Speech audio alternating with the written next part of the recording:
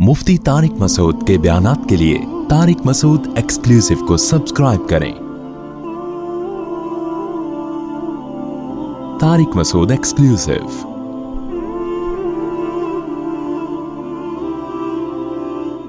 मैं बता रहा हूं ना, दीन में तहरीफें कैसे हो रही हैं। कोई भी मुफ्ती आजम बन के कुछ भी फतवा देता फिरे यार। तो कहते हैं एक घर लेना जायज है, बाकी घर लेना जायज नहीं है, क्योंकि एक घर आपकी बुनियादी जरूरत है, इसलिए सूदी कर्जा लेना जायज है।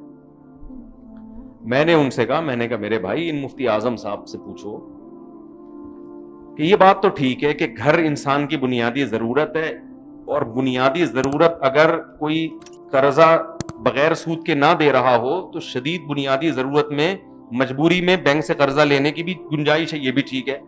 लेकिन ये कौन सी हदीस में है कि अपना घर होना बुनियादी जरूरत है। लोग रेंट पे जो रह रहे हैं, किराए पे रह रहे हैं, तो उनके लिए मोर्गेज पे जाती घर खरीदना जायज नहीं है। ये तो आपने फर्ज कर लिया कि जाती घर का होना, देखो इस्लाम ये मानता है कि रोड पे घर इंसान की बेसिक जरूरत है, लेकिन ये दीवार मेरी जाती हो, ये टाइल मेरी हो, ये लैट्रीन मेरा हो, ये नल का क्या हो, ये मेरा कहां से आपकी जरूरत आ गई, ये कौन सी हदीस में है। तो मैंने कहा भाई अगर आप किराया दे सकते हो, किराए के घर पे हलाल तरीके से रह के, तो आपके लिए मोर्गेज पे घर लेना जायज नहीं है। तो हवस को जरूरतें बनाया हुआ है। मैं कहता हूं ठीक है, आपके पास अल्लाह ने बहुत दिया, आप अपना घर खरीदो, मना नहीं कर रहे, इस्लाम मना नहीं कर रहा, लेकिन इसको बेसिक जरूरत मत समझो। ये ऐसे ही है जैसे अपनी गाड़ी होना इंसान की बुनियादी जरूरत। ओ भाई कन्वेंस का होना तो बुनियादी जरूरत है। इस जमाने में आपका ऑफिस अगर सदर में है तो पैदल नहीं जा सकते, एक ही दफा जाओगे, उसके बाद घर वापस। अब कोई क्या, पुराने जमाने में चूंकि इतनी लंबे, जब मूसा अलैहिस्सलाम यहां से दूसरे मदियन पैदल चले गए थे, तो तुम पटेल पाड़ा पैदल क्यों नहीं जा सकते अपने ऑफिस में। लोग बोल सकते हैं ना भाई, हम उनको ये कहेंगे वो एक दफा जाएगा और एक दफा आएगा, अगले दिन जाने के काबिल नहीं। होना तो बेसिक जरूरत है, लेकिन ये जरूरत W11 से पूरी हो जाती है। ये 4K से 4J से अगरचे बहुत डेंजरस, खतरनाक, रिस्की मामला है, लेकिन इससे ये जरूरत पूरी, बोलो ना, हो जाती है। ये जो हदीस आती है ना, नबी सल्लल्लाहु अलैहि वसल्लम ने फरमाया, लौ अन्नकुम ततवक्कलूना अलल्लाहि, बड़ी प्यारी हदीस है, बड़ा मजा आता है पढ़ने में, सुनने में। तशरीह में मजा नहीं आएगा, मुझे तो आएगा, आपको सुनने में मजा नहीं आएगा तशरीह के। नबी सल्लल्लाहु अलैहि वसल्लम ने फरमाया, लौ अन्नकुम ततवक्कलूना अलल्लाहि लरुज़िक़तुम कमा तुरज़क़ु अत्तैर तग़दू खिमासन व तरूहु बिताना। आप सल्लल्लाहु अलैहि वसल्लम ने फरमाया, अगर तुम अल्लाह पे ऐसे तवक्कुल करो जैसे तवक्कुल करने का हक है। मुझे याद दिलाइएगा, मैं 2 फर्क बताने थे कि काफिर में और मुसलमान में फर्क क्या होता है। असबाब वो भी इख्तियार करते हैं और असबाब हम भी, तो फिर उनमें और हम में फर्क क्या है, एक मैंने बता दिया, दूसरा रह ना जाए। तो आप सल्लल्लाहु अलैहि वसल्लम ने फरमाया, अगर तुम अल्लाह पे ऐसे तवक्कुल करो जैसे तवक्कुल करने का हक है, तुम्हें ऐसे रिस्क मिलेगा जैसे परिंदों को मिलता है। सुबह खाली पेट निकलते हैं और शाम को भरे हुए पेट लौटते हैं। आई बात समझ में? उनको जैसे उनकी जरूरतें पूरी होती हैं, तुम्हारी भी क्या होंगी, पूरी। लोग ये हदीस सुन के बड़े खुश हो जाते हैं, यार अल्लाह पे तवक्कुल करना चाहिए, गाड़ी भी आ जाएगी है भाई, लैंड क्रूजर भी आ जाएगी, क्योंकि हदीस में आता है। अब परिंदे को तो जरूरत नहीं ना लैंड क्रूजर की, इसलिए उसका तस्करा नहीं आ रहा। हमारी तो बुनियादी जरूरत लैंड क्रूजर भी है, हमारी बुनियादी जरूरत 4 शादियां भी है, हमारी बुनियादी जरूरत जो है वो बिजनेस भी है, और ये भी है और वो भी है। तो हम अल्लाह पे तवक्कुल करेंगे तो सारी चीजें हमें क्या हो जाएंगी, मिल जाएंगी। तो ये तशरीह नहीं है तशरीह यही है कि परिंदा अपनी तबई लाइफ पूरी करके जाता है, उसकी सारी बेसिक जरूरतें बोलो पूरी होती हैं, जबकि नजर नहीं आ रही होती, नजर नहीं आ रही। परिंदा जब सुबह घोंसले से उड़ता है, उसको कितना बाजरा चाहिए, उसको तो पूरी एक फीड है उसकी, इतने प्रोटीन चाहिए, इतना कैल्शियम चाहिए, कहीं भी बाजरा दाना नजर नहीं आ रहा होता। वो सुबह जाता है, कभी कहीं کچھ کبھی کہیں کچھ ہوتے ہوتے جب شام کو آتا ہے نا اس کا پوٹا طبیعت سے کیا ہوتا ہے؟ بھرا ہوا ہوتا۔ پھر کیا ہوتا ہے؟ جب پرندہ بالغ ہوتا ہے اور اس کی مادہ بالغ ہوتی ہے تو ان میں ڈیزائرز پیدا ہوتی ہیں، وہ ڈیزائرز بھی اللہ پوری کرنے کا انتظام، بولو نا، نر کے لیے مادہ کا، مادہ کے لیے نر کا انتظام، پیر بھی مل جاتا ہے، ان کو رشتے بھی تلاش کرنے میں استخارے نکالنے کی ضرورت پیش نہیں آتی، تعویذ گنڈوں کی ضرورت، چمونی آپا کی مدد لینے کی ضرورت پیش نہیں آتی، یا مدد لے بھی لیں تو ہو جاتا ہے۔ یہ جو کمارے چھڑے چھاٹ کہتے ہیں نا ہوتی نہیں ہو، بھائی تمہارے اپنا معیار بہت اونچا ہے، تمہارا اپنا معیار ایسا ہے کہ تم دکان پکوڑوں کی اور باتیں کیا ہے؟ کروڑوں کی۔ دنیا کو مسافر خانہ سمجھو گے تو ہو جائے گی، سمجھتے ہی نہیں ہو نا تم دنیا کو مسافر خانہ۔ تو پرندوں کی پیئرنگ کا انتظام بھی کیا ہوتا ہے؟ ہو جاتا ہے۔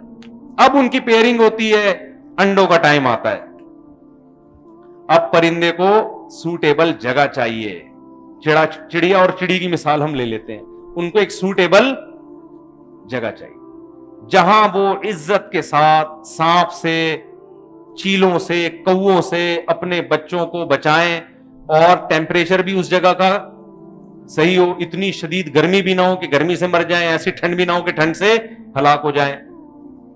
یہ انتظام ہوتا ہے کہ نہیں ہوتا؟ اللہ ماشاءاللہ کہیں اللہ کی مرضی نہ ہو تو ایک الگ بات ہے، نارملی یہ انتظام کیا ہوتا ہے؟ حالانکہ نظر کچھ بھی نہیں آ رہا۔ سوال پیدا ہوتا ہے یہ چڑا چڑی بنائیں گے کیسے؟ انہوں نے تو نہ کوئی انجینئرنگ کا کورس کیا، یہ گھونسلہ بنائیں گے کیسے؟ کہاں بنائیں گے؟ اللہ ان کو جگہ بھی دکھا دیتا ہے اور تنکوں کو جوڑنے کا طریقہ بھی سکھا دیتا ہے، وہ طریقہ سکھاتا ہے جو ان کے بچوں کے لیے سب سے زیادہ سوٹیبل ہو، اس سے زیادہ سوٹیبل ہو نہیں سکتا، ایسا طریقہ سکھا دیتا ہے ان کو۔ اب کیا ہوتا ہے؟ یہ انڈے دیتے ہیں، اس پہ بیٹھتے ہیں، اب ان کی ذمہ داری بڑھ گئی۔ پہلے ان کو ایک بندے کا خوراک چاہیے تھی، اب ان کو بچوں کے لیے بھی دانا چاہیے کہ نہیں چاہیے؟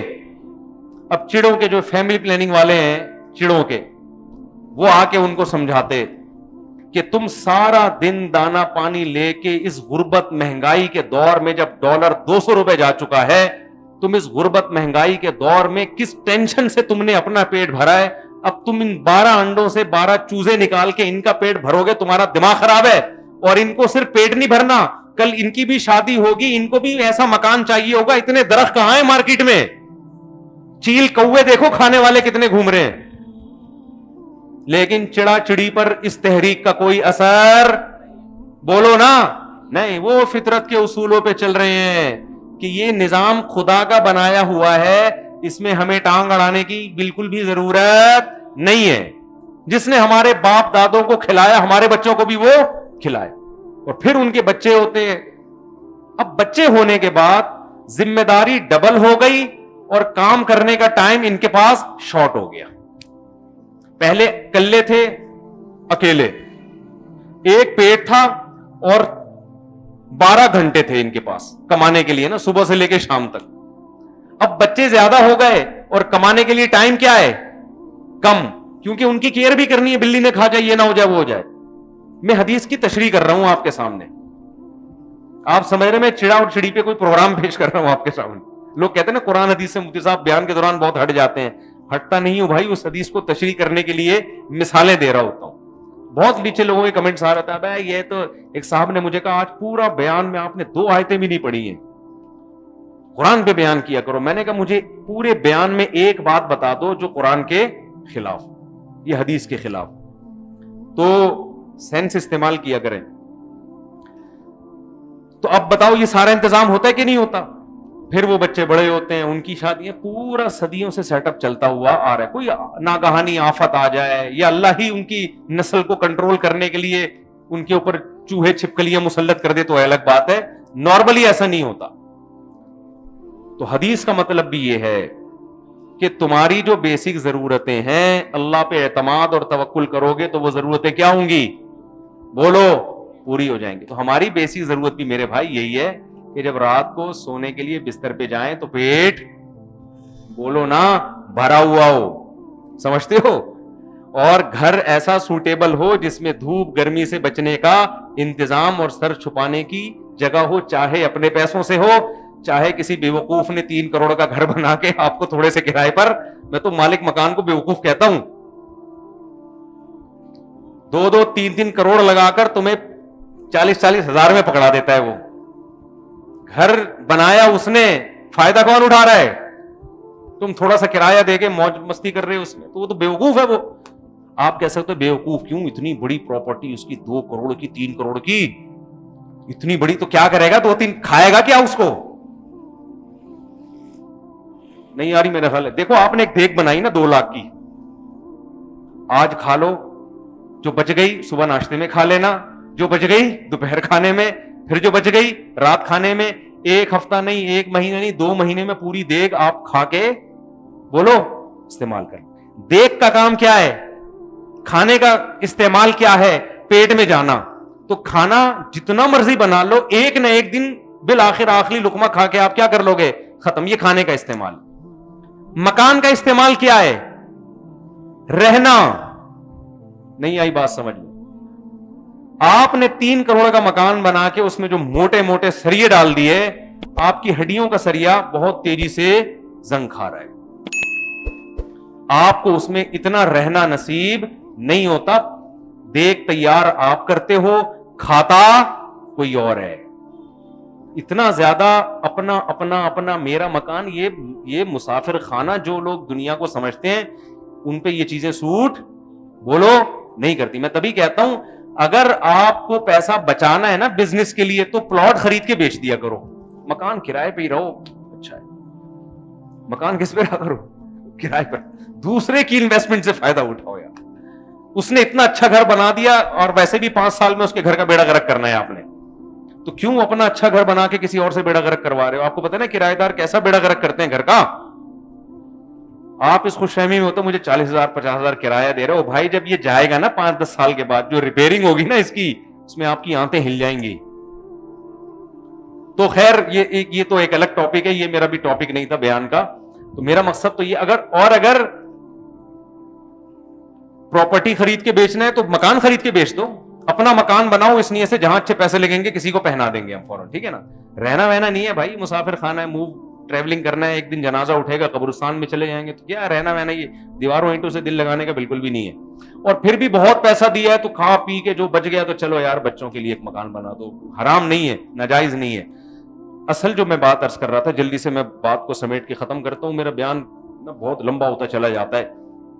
اصل جو میں بات عرض کر رہا تھا کہ جب اسباب ہم نے بھی اختیار کرنے ہیں اور کافر نے بھی اختیار کرنے ہیں, تو ہم میں اور کافر میں پھر فرق کیا ہوا؟ تو پہلا فرق کیا ہے, ہم ناجائز کی طرف نہیں جا سکتے, ہم دین اور مذہب کو تبدیل نہیں کر سکتے. روزہ رکھنا پڑے گا, نماز ٹائم پہ پڑھنی پڑے گی, کاروبار کا فائدہ ہو یا نقصان, ایسی کی تیسی.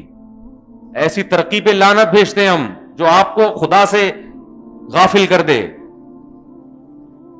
غامدی صاحب نے فتویٰ دے دیا کہ کل جناب آپ نے امتحان دینا ہے تو آپ رمضان کا روزہ چھوڑ سکتے ہیں, قوم کے وسیع تر مفاد میں. ایسا کچھ بھی نہیں ہے, رمضان کا روزہ آپ کو رکھنا پڑے گا. قوم کا مفاد جائے ایک طرف, کچھ بھی نہیں ہوتا, رکھنا پڑے گا آپ کو روزہ. بات سے بات نکلتی ہے. کچھ دن پہلے ایک اسکالر کی میں دیکھ رہا تھا اس کا کلپ, کسی نے کہا شدید بھوک میں روزہ توڑنا کیسا ہے؟ محترم نے جواب دیا جب شدید بھوک ہو رہی ہے تو پھر روزہ توڑنا کیا ہے, جائز ہے. دلیل یہ دی, نبی صلی اللہ علیہ وسلم نے فتح مکہ کے موقع پہ روزہ توڑا تھا. حوالہ بھی دے دیا حدیث کا. میں بار بار کہتا ہوں لوگ آج کل کس سے متاثر ہو رہے ہیں؟ حوالوں سے. کیا ریفرنس دے رہا ہے, کوئی بات بغیر ریفرنس کے نہیں کرتا. خدا کے بندو, تمہیں اتنا شعور نہیں ہے کہ وہ جنگ کے موقع پہ, سفر کے موقع پہ ہے, وہ جہاد کے موقع پہ ہے. جہاد میں تو یہاں تک اجازت ہے کہ آپ کے سامنے اگر کسی نے مسلمان قیدی کو ڈھال بنا لیا نا, تو علماء کہتے ہیں پھر بھی اس کو قتل کرنا جائز ہے, اگرچہ سامنے مسلمان قیدی ہے, اس لیے کہ یہ تو وہ ہیلا ہمیشہ اختیار کریں گے, پھر تو آپ جنگ سے ہی رک جاؤ گے. وہاں تو پھر سفر ہے, سب سے بڑی بات یہ ہے. اس سفر پہ قیاس کس کو کیا جا رہا ہے؟ حضر پہ. تو شدید بھوک لگ رہی ہے تو کہہ رہے روزہ توڑ, بھائی نہیں جائز ہے روزہ توڑنا. شدید بھوک لگے, شدید پیاس لگے, کسی کو روزہ زیادہ, میں نے پچھلے سال کلپ ریکارڈ کروایا تھا کہ جو مزدور دوپہر گرمی میں گڑھا کھودتے ہیں, رمضان کا روزہ ان کے لیے چھوڑنا جائز بولو نہیں ہے. اس پہ اتنا لوگوں نے تبصرہ کیا, اس مفتی کو دیکھو, اس کے ہاتھ میں ذرا پھوڑا پکڑاؤ, اس کو گرمی میں کنواں کھودنے پہ لگاؤ, پھر ہم دیکھتے ہیں کہ یہ کیسے فتویٰ دیتا ہے. پھر یہ بھی فتویٰ دے گا کہ توڑنا کیا ہے, جائز ہے. شاید میں فتویٰ دے دوں کہ توڑنا جائز ہے, لیکن اس فتوے کا شرعن اعتبار نہیں ہوگا, کیونکہ یہ فتویٰ پیاس سے متاثر ہو کے دے رہا ہوں گا میں. یہ تو خود اس کی علامت ہوگی, مفتی غلط فتویٰ دے رہا ہے, اس کو بہت سخت پیاس لگ رہی ہے, تو اس کا فتویٰ کیا ہو گیا ہے؟ بولو نا. مفتی بھی تو صحیح بات اسی وقت کرے گا نا جب خود عذاب میں نہ آیا وہ. انشاءاللہ میں پھر بھی فتویٰ نہیں دوں گا میں, لیکن ایک مثال دے رہا ہوں کہ آج جو ہے نا قرآن اور حدیث کی نصوص کو ہر آدمی نے قرآنی آیت کو اپنے اوپر فٹ کر کر کے اپنی مرضی پہ وہ کر رہا ہے. بھائی مزدور کی کون سی آپ نے آج سے نکال لیا کہ مزدور روزہ چھوڑ سکتا ہے؟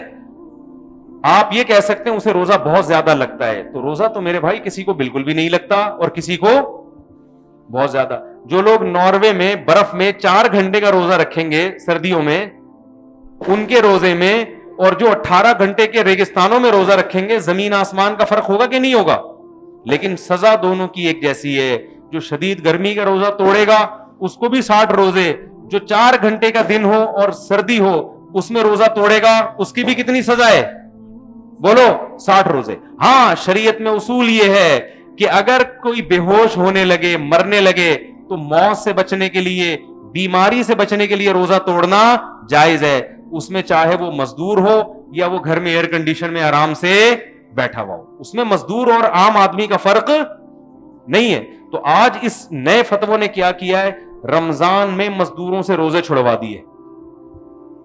رمضان میں مزدوروں سے بولو روزے چھڑوا دیے.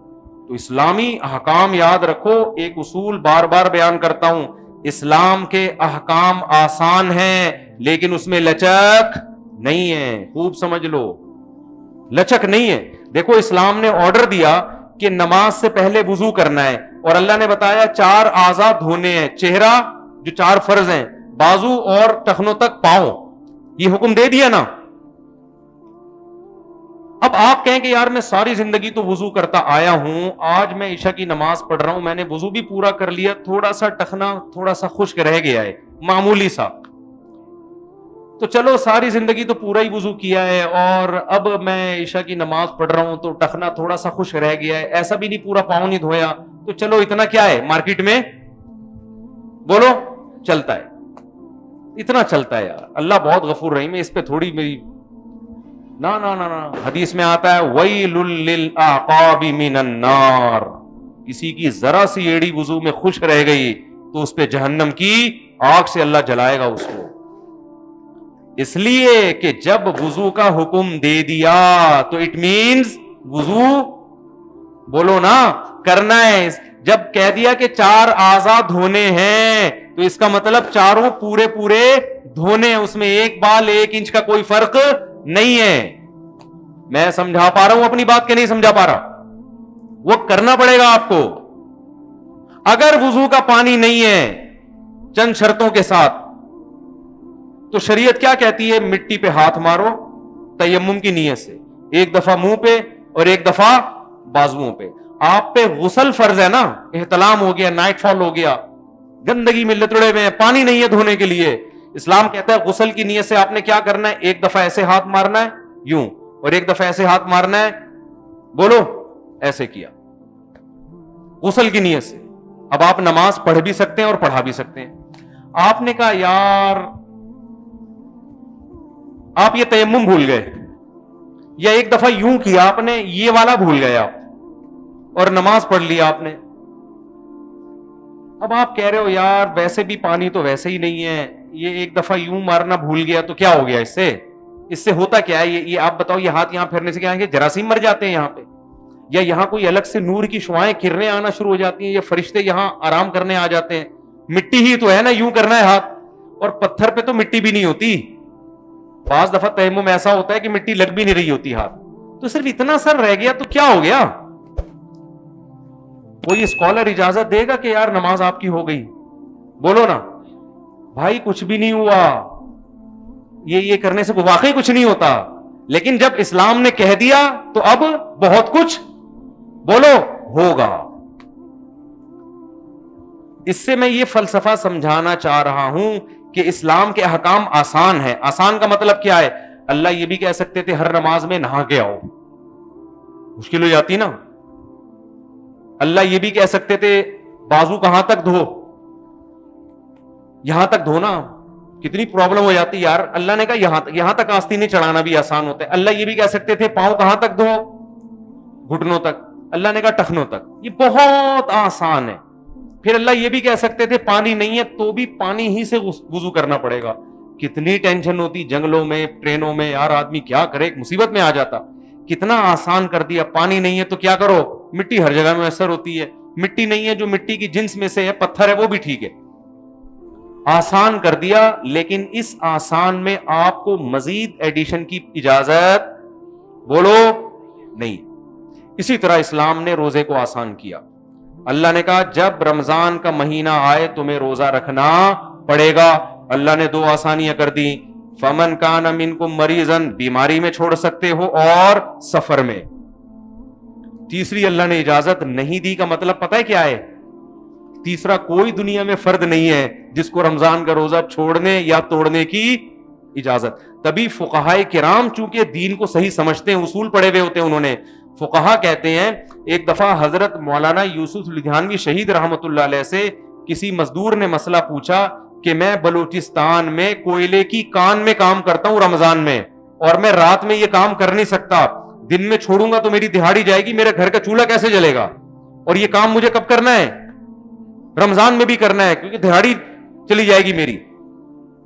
اس نے کہا کوئلے کی کان میں ایک دفعہ جانے کے بعد آدمی نکلتا ہے تو بدحواس ہو جاتا, اتنی شدید پیاس لگتی ہے, کیا میرے لیے روزہ چھوڑنا جائز ہے؟ آج کے اسکالر ہوتے فوراً کیا کہہ دیتے, یار ایسی مجبوری میں کیا ہے, جائز ہے. مجبوری ایکچولی ٹوپی میں گھما دیتے. حضرت مولانا یوسف لدھیانوی شہید رحمۃ اللہ نے جواب دیا جنگ اخبار میں, ہم بچپن میں پڑھا, اب تو پھر ہم نے بعد میں فقہا کو دیکھا کتابوں میں بھی یہی لکھا ہے. انہوں نے کہا نہیں بھائی آپ روزہ بولو نہیں چھوڑ سکتے, روزانہ رکھنا پڑے گا, بشرطے کہ آپ مسافر نہ ہو. اگر 15 دن ٹھہرنے کی نیت ہے, نہیں ہے تو پھر تو مسافر ہیں. پھر کریں کیا بھائی, ہمارے تو مرنے لگتے ہیں. انہوں نے کہا جب مرنے لگے توڑ دیں روزہ. کیا کریں بولو نا, توڑ, روز رکھیں اور روز توڑیں. اب آج کل کے جدید اسکالرز تو علماء پہ اعتراض کریں گے, ابے یہ دین کو تماشا بنا لیا انہوں نے, روز رکھوایا, دین کا مذاق بنا لیا انہوں نے, روز رکھ کے جب روز توڑوانا ہی ہے تو رکھوانے کی ضرورت کیا ہے؟ اسلام ایکچولی ایک وسیع, وہ ٹوپی ڈرامے چل رہے ہیں نا آج کل, تو دیکھ رہا ہوتا ہوں نا, اسلام ایکچولی ایک وسیع مذہب ہے. اسلام تو اللہ تو غفور الرحیم ہے. یہ مذاق بن جائے گا روز رکھوا کے روز توڑوانا, یہ کیا بھائی جان, یہ مذاق نہیں بنے گا. رکھنے کا حکم اس لیے دے رہے ہیں کہ اللہ نے مسافر کو چھوڑنے کی اجازت دی اور بیمار کو. یہ نہ مسافر ہے اور نہ بیمار. اور رہا یہ مسئلہ جب ناقابل برداشت کا مطلب نہیں پیاس برداشت نہیں ہو رہی, اتنی کہ اب خطرہ ہے کہ بے ہوش نہ ہو جاؤں, شوگر لیول کہیں ڈاؤن ہو گیا, مر نہ جائے, کچھ ایسا مسئلہ نہ ہو جائے, جہاں ذرا سا یہ خطرہ ہو فوراً کیا کرے گا, نہ صرف جائز بلکہ توڑنا واجب ہے. نہیں توڑے گا گناہگار ہوگا. روز رکھ کے روز توڑ دے, رکھنے کا بھی ثواب اور توڑنے کا بھی ثواب. پھر جب دن چھوٹے ہو جائیں قضا کرے. بات سمجھ میں آ رہی ہے بات کہ نہیں آ رہی ہے؟ تو دین کا بھی بیڑا غرق. نئے نئے اسکالرز آ گئے ہیں, پراپر پڑھا نہیں جا رہا ہے. دینی مسائل ڈاکٹروں سے پوچھ رہے ہیں, انجینئروں سے پوچھ رہے ہیں, سائنسدانوں سے پوچھ رہے ہیں, جنہوں نے یونیورسٹیوں میں ساری زندگی پروفیسر رہے, سائنس پڑھائی ہے, وہ آج مذہبی اسکالر بنے ہوئے ہیں. کوئی ہمارے سابق صدر ریٹائر ہوتے ہی تفسیر لکھ لی انہوں نے. ارے بھائی تم ساری زندگی سیاست میں رہے, اب ریٹائر ہو کے تم قرآن کی تفسیر کیسے؟ قرآن کیا بچوں کا کھیل ہے یار, کوئی بھی اٹھ کے تفسیر لکھ دے اس کی. اور میڈیکل سائنس کی باتیں کون کر رہے ہیں؟ دیندار لوگ. وہ کون کر رہے ہیں؟ آپ یوٹیوب پہ دیکھ لو, بڑی داڑھی ہوگی, پیاس کے فائدے بتا رہا ہوگا بیٹھ کے. تو نے حکمت کہاں سے پڑھی ہے میرے بھائی؟ ہمدرد یونیورسٹی سے پڑھی, حکیم سعید نے تجھے خلافت دی ہے, حکیم اجمل خان کی صحبت اٹھائی ہے نہ بھائی. ایک نے تو ایسی ایسی چیزیں بتائیں اللہ کی پناہ, میں نے کہا اس کو تو نام لے کے میں اس کے خلاف لوگوں کو لو بنا رہا ہے. میڈیکل سائنس کی باتیں عام آدمی کر رہا ہے جس کو کچھ نہیں پتا. کورونا پہ تحقیق کورونا پہ تحقیق کون پیش کر رہا ہے؟ وہ آدمی پیش کر رہا ہے جو محلے کا چوکیدار ہے, اس کا یوٹیوب چینل ہے, اور وہ کیا کر رہا ہے؟ کورونا پہ تحقیق.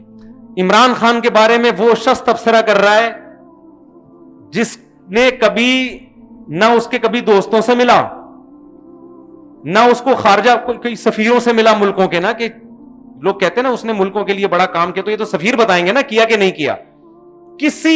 اسی طرح دوسرے سیاستدانوں کے بارے میں بھی ہر آدمی جس کو جس فیلڈ کا کخ بھی پتا نہیں ہے, لیکن اس فیلڈ میں وہ کیا بنا ہوا ہے؟ ماسٹر. تو نتیجہ کیا نکلے گا میرے بھائی؟ جو 2-4 پجامے رہ گئے نا ہماری باڈی پہ, وہ بھی کیا ہو جائیں گے؟ ختم. تو بار بار ہم یہ بات کرتے ہیں کہ ہمارے نبی کی سیرت ہمیں بتاتی ہے. دیکھو قرآن کہتا ہے میدان جنگ میں میں تمہارے ساتھ ہوں اگر تم پرہیزگار ہو. وہی قرآن کہہ رہا ہے پرہیزگاری کی ڈیفینیشن کیا ہے؟ اللہ کے حکم کو فالو کرنا. تو اللہ کے حکم میں کیا ہے؟ اعدوا لهم ما استطعتم من قوة, ان دشمنوں کے خلاف جتنی طاقت جمع کر سکتے ہو کرو. اس طاقت کی غلط ڈیفائن کیا جا سکتا تھا, اس سے ایمانی طاقت مراد ہے. آج کوئی صوفی آ جاتا کہتا ہے ایمانی طاقت مراد ہے. اللہ نے کہا کہ من رباط الخیل, اس طاقت سے مراد ہے گھوڑے تیار کرو, گھوڑے, صحیح ہے نا. اور اعدوا لهم ما استطعتم من قوة ومن رباط الخيل ترهبون به عدو الله وعدوكم, ایسا سامان اکٹھا کر کے رکھو اس سے اللہ کے دشمن کانپنا شروع کر دیں, ان کی ٹانگیں کانپنا شروع کر دیں. سمجھ میں آ رہی ہے بات؟ دشمنوں کی ٹانگیں کانپنا شروع ہو جائیں, ایسا سامان اور ایسا اسباب اختیار کرنے ہیں. تو کتنا ابھی میدان جنگ میں اترے نہیں ہو, اللہ کہہ رہے ہیں اتنی تیاری کر لو, اتنی تیاری کر لو کہ ان کے میدان میں آنے سے پہلے ہی ہوش اڑ جائیں. اور جب دشمن کو پتا ہو کہ میدان میں آنے کے بعد بھی ان کی تیاری نہیں ہے, اور ان کی تیاری یہ ہے کہ یہ بہت نیک ہیں, ان کے سب کے سروں پہ ٹوپیاں ہیں, سب کے بال سنت کے مطابق بیچ کی مانگ نکلی ہوئی ہے, تیل بھی لگا کر آئے ہوئے ہیں یہ لوگ, سرمے کے بڑے بڑے ڈورے لگا کے آئے ہوئے ہیں یہ لوگ, ایسا چہرے پہ نور برس رہا ہے ان کے کہ بس دل چاہتا ہے ان سے دعا کروا لو. تو میرے بھائی یہ نہیں ہوگا, یہ بہت بربادی ہو رہی ہے, بہت بربادی ہو رہی ہے.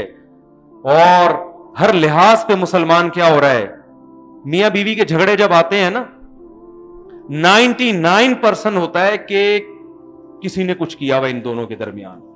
اس کا نقصان کیا ہوتا ہے کہ جو وجہ خرابی کی ہوتی ہے وہ ان وجہ نظروں سے اوجھل. بعض دفعہ مرد بد اخلاق ہوتا ہے, بعض دفعہ عورت میں خرابی ہے.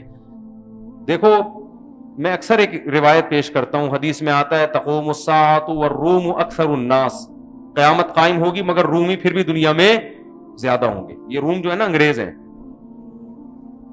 صحابہ کی اور تابعین کی بڑی لڑائیاں ہوئی تھیں انگریزوں سے. ان کے جو باپ دادے ہوا کرتے جن کو رومی کہا جاتا تھا, یہ اسی کلر کے ہیں ہمیشہ سے, ان کے کلر ہمیشہ سے ایسے ہی ہیں. قرآن میں بھی ان کے کلر کا اشارہ ملتا ہے. جب نبی صلی اللہ علیہ وسلم نے رومیوں سے لڑنے کا ارادہ کیا نا, تو ایک منافق نے کہا کہ ان کی عورتیں گوری ہوتی ہیں, خوبصورت ہوتی ہیں, میں وہاں جاؤں گا بدنظری ہوگی, فتنے میں مبتلا ہو جاؤں گا, لہذا میں نہیں جا رہا. جہاں سے جان بچانے کے لیے نا لیبل کس کا لگایا؟ مذہب کا لیبل لگایا نا کہ میں نظر کی حفاظت کرنا چاہوں, مکروہ ہے, بدنظری کرنا کیا ہے, جہاد سے بھاگنا جو کبیرہ گناہ ہے اس کو نہیں دیکھ رہا. تو قرآن نے کیا کہا؟ الا فی الفتنۃ سقطوا, یہ جو کہہ رہے ہیں نا ان کی عورتوں کی وجہ سے فتنہ ہوگا, جہاد سے بھاگ کے یہ فتنے میں پڑ گیا ہے. اس سے ایک اور اصول ہمیں پتہ چلتا ہے, دیکھو جو بڑے کام کرنے کے ہیں وہ تو کرنے ہی پڑیں گے, یہ چھوٹے موٹے فتنوں کے خوف سے ان بڑے کاموں کو بولو نہیں چھوڑا جاتا. اب صحابہ کرام رومیوں سے لڑ رہے ہیں, ان کی گوری عورتیں, رنگ سفید ہیں ان کے, اور جناب لڑائی یہ کہہ کے چھوڑنے کے ایسا نہ ہو عورت کو کسی کے عشق میں ہم مبتلا ہو جائیں, تو یہ فتنہ بڑا ہے یا وہ جو تمہیں کاٹ کے کھا جائیں گے وہ فتنہ بڑا ہے؟ ایک صاحب مجھے کہنے لگے میں آفس میں جاب کرتا ہوں, وہاں لڑکیاں آتی ہیں, بدنے فتنے کا اندیشہ میں جاب چھوڑ رہا ہوں. میں نے کہا میرے بھائی جب تو گھر میں بھوکا ننگا سوئے گا نا, اور تیرے باپ کی طرف سے جو تجھے فتنہ ہوگا, اور جب تجھے چپت پڑے گی نا چاروں طرف سے, اور اگر شادی شدہ ہے تو تیری بیوی تھوڑے دن میں بھاگ جائے گی, جو ایک حلال راستہ تھا وہ بھی کیا ہو جائے گا, پھر فتنے ہی فتنے ہیں تیرے لیے. نہیں تو میں نے کہا آپ جاب تھوڑی چھوڑ سکتے ہو یار, اس فتنے سے بچنے کی کوشش کرو. کیسے کیسے دیکھیں مکھنچو ہے نا دنیا میں, ہر قسم کے مکھنچو سے ہمارا الحمدللہ رابطہ ہوتا ہے. شہر میں رہنے والا آدمی, مفتی ابو البابا صاحب کہا کرتے تھے, جو گاؤں میں رہنے والا آدمی ہے نا اس کا مینٹل لیول, اس کی جو مینٹل گروتھ ہے بہت آہستہ آہستہ ہوتی ہے اوپر. جو شہری آدمی ہے نا وہ بہت تیزی سے اس کا دماغ گرو کرتا ہے. وجہ اس کی ہے کہ وہ 20 قسم کے لوگوں سے دن میں مل رہا ہوتا ہے. یہ مزدور ہے, یہ چوکیدار ہے, یہ بریگیڈیئر ہے, یہ کرنل ہے, یہ جج ہے, یہ وکیل ہے, یہ دیوبندی ہے, یہ ہری پگڑی والا, یہ گرین پگڑی والا, یہ اہل حدیث ٹوپی والا, یہ بغیر ٹوپی والا. اہل حدیث کی بھی کتنی قسمیں ہیں, یہ دیوبندی حیات النبی والا, یہ دیوبندی ممات النبی والا, یہ قبر پہ سلام کا قائل ہے, یہ قائل نہیں ہے, ہے نا. ہمارا تو دن بھر نا 20-25 قسم کے لوگوں سے واسطہ پڑتا ہے. یہ عمران خان کا حامی ہے, یہ مولانا فضل الرحمان, یہ JUI کا ہے, یہ PTI کا ہے, یہ فلانے کا, یہ ڈمکانے کا. ایک کھچڑا پکا ہوتا ہے. پھر جناب کھڈے آ رہے ہیں, اس کی ساس ظالم ہے, اس کی جٹھانی نے کچھ کر دیا ہے, یہ روحانی عاملوں کا ڈسا ہوا ہے, اس کے مسائل الگ ہیں. آپ بتاؤ جب اتنے کھچڑے پکتے ہیں, یا تو آدمی بالکل ہی باولا ہو جاتا ہے, یا اس کا مینٹل لیول بولو یا بہت اونچا چلا ہے, یا تو بالکل ہی کیا ہو جائے گا. تو مجھے بھی لگتا ہے کہ یا تو میں دنیا کا ذہین ترین انسان بن جاؤں گا, یا تھوڑی بہت جو میری کھوپڑی ہے یہ ڈاکٹر عامر لیاقت جیسا, اللہ نہ کرے, اللہ ان کو سیدھے راستے پہ چلائے, بیچارے کو ٹھیک کر دے. مجھے تو ترس آ رہا ہے اس کے اوپر. بالکل ہی لوگ کہہ رہے ہیں میں نے مروایا ہے, لوگ کہہ رہے ہیں کہ مفتی صاحب نے شادیوں کے مشورے دیے نا, اس کا یہ نتیجہ نکلا ہے. دیکھو پہلے بھی یہ گڑبڑے کرتے تھے عامر لیاقت صاحب, لیکن دماغ کی سیٹنگ آؤٹ نہیں ہوئی تھی. جب سے شادیاں کی ہے نا, اب اوپر کی سیٹنگ کیا ہو گئی ہے, سیٹنگ آؤٹ ہو گئی. تو بھائی یہ شادیوں کا, لوگ کہہ رہے ہیں یہ ہوتا ہے, تو بھائی یہ شادیوں کو قصور نہیں ہے, جس اسٹائل میں آپ نے کی ہے نا اس اسٹائل میں نتیجہ, اس اسٹائل کا تو یہی نتیجہ نکل جاتا ہے. جو یہ والا طریقہ تھوڑی ہے جس طریقے سے ہم کہتے ہیں, جو آپ پتہ نہیں کہاں کہاں پیغام بھیج رہے ہو, کیا کیا کر رہے ہو, یہ تھوڑی. جب سنت ہے تو وہ کس طریقے پر ہوگی, وہ سنت طریقے پر ہی ہوگی, تو اس کی برکتیں ہوں گی. یہ والے اسٹائل پہ تو پھر یہی ہوگا جو ہوا ہے. تو خیر, تو دو فرق ہیں میرے بھائی اسباب اختیار کرنا ہے. پہلی بات تو یہ ہے کہ مسلمان حرام اسباب اختیار بولو نہیں کرتا, پہلی بات. دوسری بات یہ ہے کہ مسلمان اسباب انگریز سے بھی زیادہ اختیار کرتے ہیں, جیسے ہمارے نبی نے کیے. پوری سیرت ہے, گراؤنڈ ریئلٹی کو دیکھ کر فیصلہ کیا, کہاں صلح کرنی ہے, کہاں جنگ کرنی ہے, کہاں جنگ کو ٹالنا ہے, کہاں اپنے ساتھی کسی منافق کو قتل کرنا ہے, کہاں منافق کو قتل نہیں کرنا, کہاں بڑے سے بڑے بدماش کو برداشت کرنا ہے. اب دیکھو ہمارے پاس کوئی ایسا کیس آئے, خباب ابن ارت رضی اللہ تعالیٰ عنہ آئے, مجھے آگ پہ لٹایا جا رہا ہے, تو کوئی جذباتی ہو کے جا کے 2 لگا دے کھینچ کے اس کے مالک کے, تو طاقت تو انہی کے پاس ہے. وہ 2 لگانے کے جواب میں کیا کرے گا, وہ 4 لگا دے گا. ایسے ہی کرے گا نا.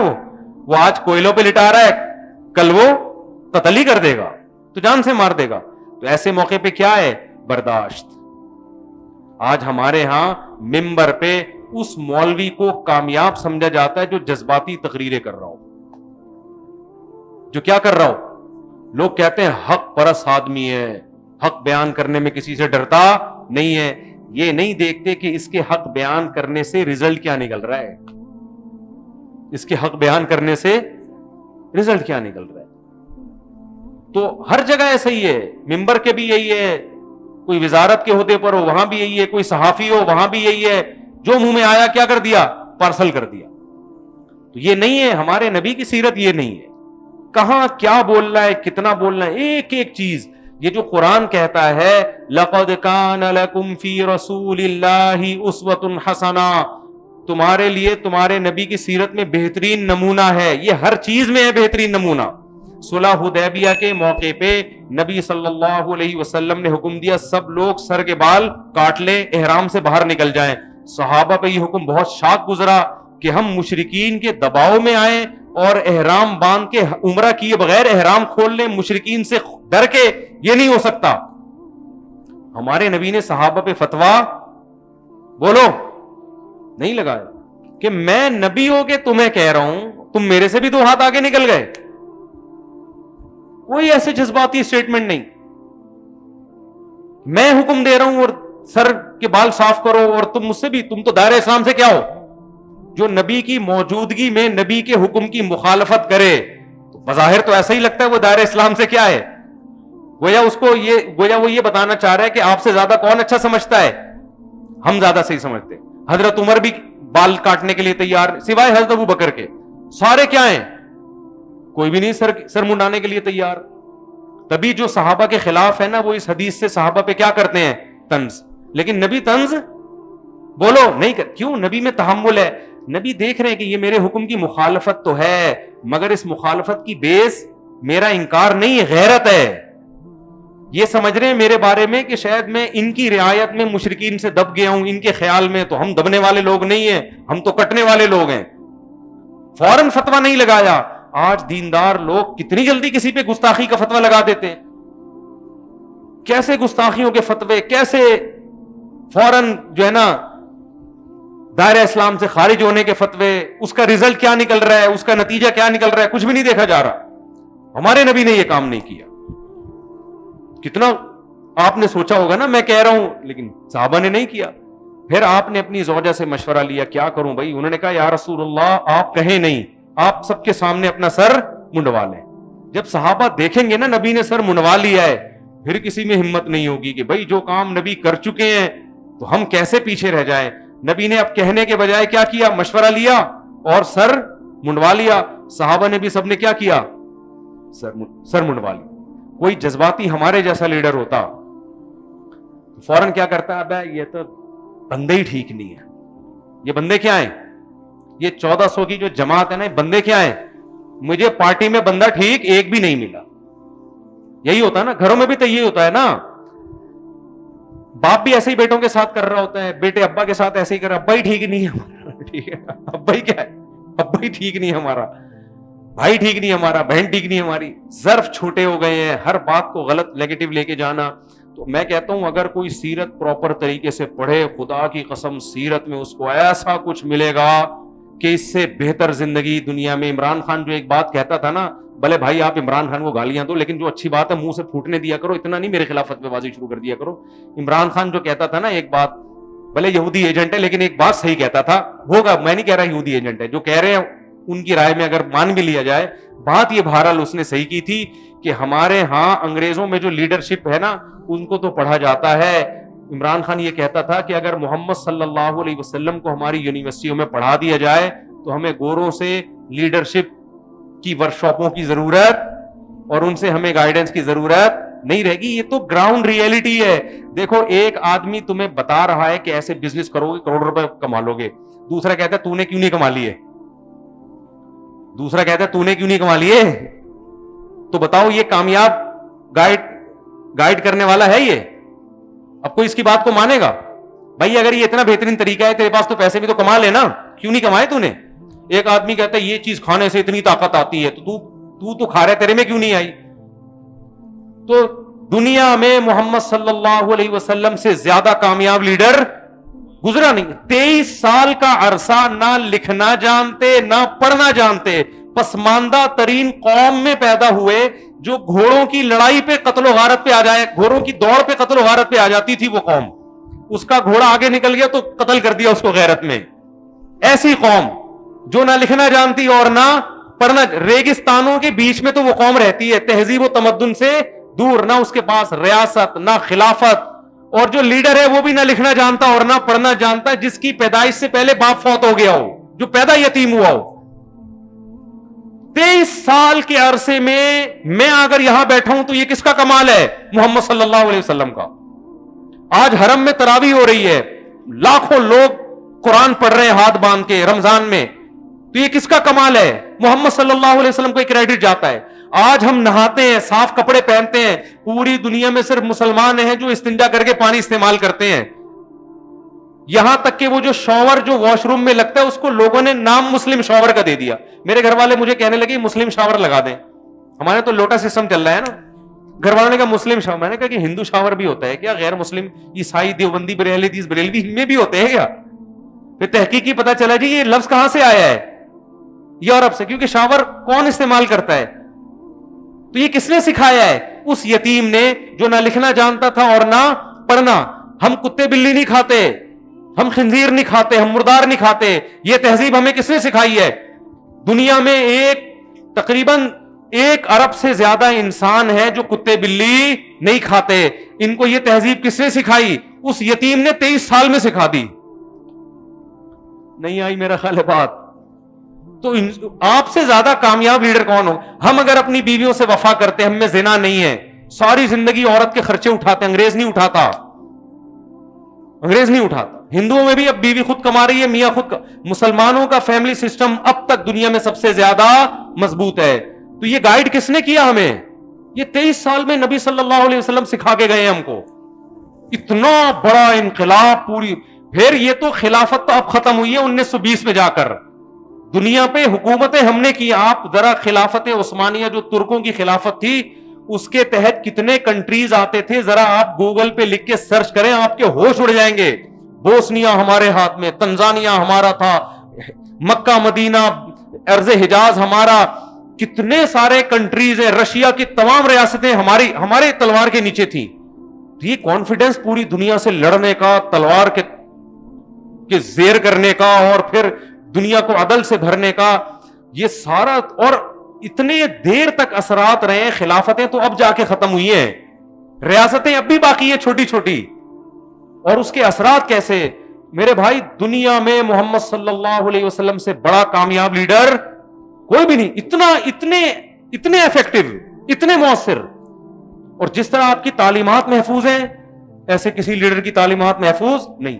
بخاری اٹھا کے دیکھو, مسلم اٹھا کے دیکھو, سنن نسائی اٹھا کے دیکھو, ترمذی اٹھا کے دیکھو, ایک ایک چیز کی سند, حدثنی فلان قال حدثنی فلان قال حدثنی فلان. امام بخاری کہتے ہیں مجھ سے فلاں نے بیان کیا, مجھ سے فلاں نے, مجھ سے فلاں نے, مجھ سے فلاں نے, اور وہ فلاں فلاں کرتے کرتے عبداللہ بن مسعود, اور کہتے ہیں محمد صلی اللہ علیہ وسلم نے یہ فرمایا. وہ 2 لفظ فرمائے ہوں گے. تو لیڈر نے ان کو تیار کر دیا کہ میری بات کی تمہاری نظر میں اتنی ویلیو ہونی چاہیے کہ اس بات کو سندوں کے ساتھ تم نے قیامت تک محفوظ کرنا ہے. میری زبان سے نکلا ہوا جملہ ہلکا نہیں ہے. یہ جو موٹیویشن دی, اپنی ویلیو منوائی, یہ ویلیو منوانا کتنا مشکل کام تھا بھائی. اس زمانے میں ریکارڈنگ سسٹم نہیں تھا, ویڈیو کیمرے نہیں تھے, آڈیو ریکارڈنگ نہیں تھی. کیسی ریکارڈنگ کا انتظام کیا؟ ایسی ریکارڈنگ کہ اس زمانے میں دنیا کی جتنی تہذیب یافتہ قومیں تھی, کسی قول کی حفاظت کا ایسا انتظام نہیں ہوا ہے جیسا محمد صلی اللہ علیہ وسلم کے اقوال کی حفاظت کا انتظام ہو. خیر یہ الگ ٹاپک ہے.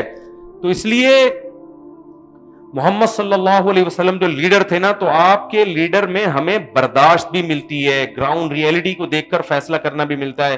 تو آج مسلمان نہ سیرت کو سیرت کے طریقے سے پڑھتا ہے, نہ سمجھتا ہے, اور نہ اس کو فالو کرتا ہے. آج کا مسلمان جذباتی تقریروں کا, یوٹیوب کا, فیس بکیوں کے کمنٹس کرنے والوں کا, اور یہ جو صحافی لفافے لے کے بیٹھے ہوئے ہیں, ان کو سن کے ایک رائے قائم کرتا ہے, اور پھر اس رائے کو ساری دنیا پہ تھوپتا ہے, اور کہتا ہے انقلاب آئے گا تو اس مکھنچو کو سننے سے آئے گا.